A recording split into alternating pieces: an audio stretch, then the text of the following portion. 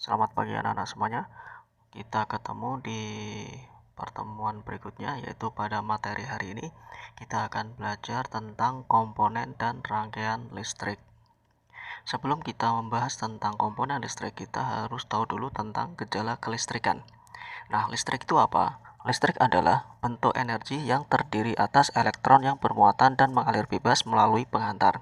Energi listrik itu dapat dibedakan menjadi dua, yaitu energi listrik statis dan energi listrik dinamis.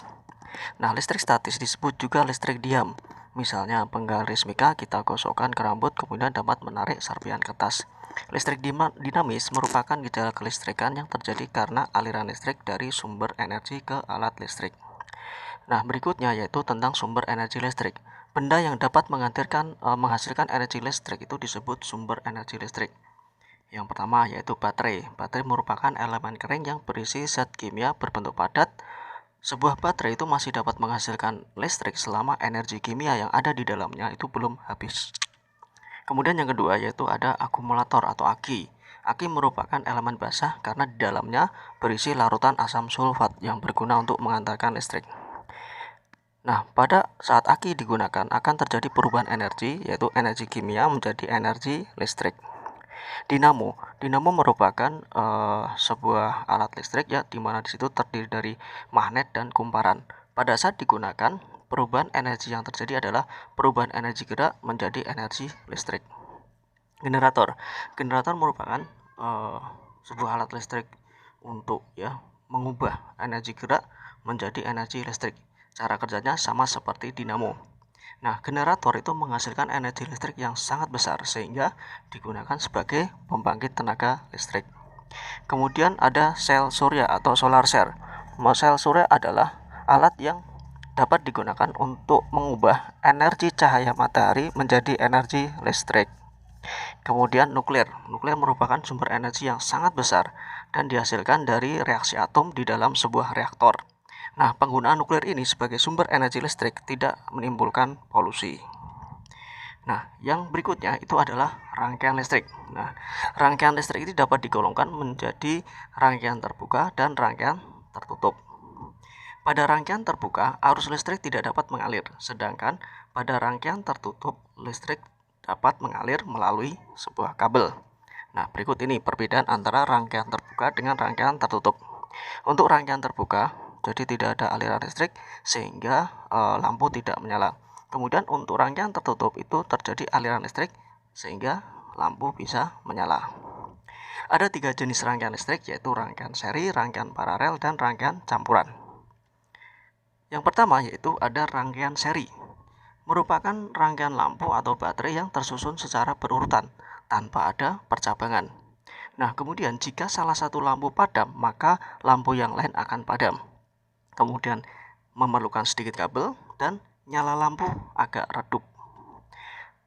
Yang berikutnya yaitu rangkaian paralel. Merupakan rangkaian yang tersusun secara sejajar atau memiliki percabangan. Nah, jika salah satu lampu padam, maka lampu yang lain tidak ikut padam. Di sini memerlukan kabel yang lebih panjang dan semua nyala lampu itu nyalanya terang. Kemudian rangkaian campuran. Rangkaian campuran adalah rangkaian yang tersusun atas rangkaian seri dan paralel. Konduktor dan isolator listrik. Nah, untuk menghubungkan alat listrik yang satu dengan yang lain, maka diperlukan penghantar listrik. Nah, penghantar listrik dibedakan menjadi dua, yaitu konduktor dan isolator. Nah, konduktor listrik adalah benda yang dapat menghantarkan arus listrik. Contohnya yaitu hampir semua logam itu merupakan konduktor listrik. Kemudian isolator listrik adalah benda yang tidak dapat menghantarkan arus listrik. Contohnya plastik, kayu, kain, kemudian ada keramik. Itu merupakan contoh dari isolator listrik. Nah, perubahan energi listrik. Energi listrik itu dapat diubah menjadi energi yang lain. Contoh, yang pertama, energi listrik menjadi energi panas, yaitu misalkan pada setrika, solder, kompor listrik, dan lain sebagainya. Kemudian ada perubahan energi listrik menjadi energi gerak, contohnya pada mesin cuci, kipas angin, mixer, dan lain sebagainya. Kemudian energi listrik menjadi energi bunyi, contohnya pada radio, TV, handphone.